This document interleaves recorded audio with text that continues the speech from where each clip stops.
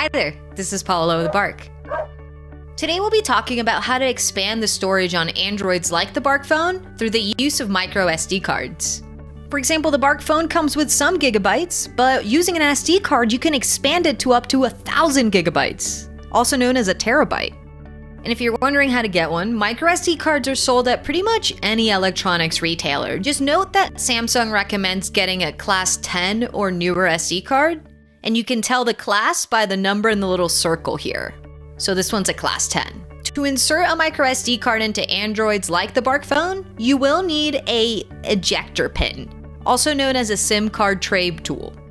You can purchase one of these tools online, or if you have an old phone box lying around, like an old Google Pixel, iPhone box, the tool might still be in there, so look for it there. Once you have your ejector tool, micro SD card, and an Android phone like the Bark phone, we're ready to get started. First, turn off the phone by holding down the power button. Then insert the ejector pin into the hole on the side of the phone with a little push, and the tray will pop open. And then you can remove the pin and the tray. I recommend being careful with the tray just so the SIM card doesn't fall out and get lost on the floor somewhere. There will be really tiny text on the actual tray that tells you where to put what. The SIM card for Bark phone, for example, is always in the SIM 1 slot. And then there's an SD card slot that's just like the biggest slot there. You'll place the micro SD card into it, and then you just push it into that same slot.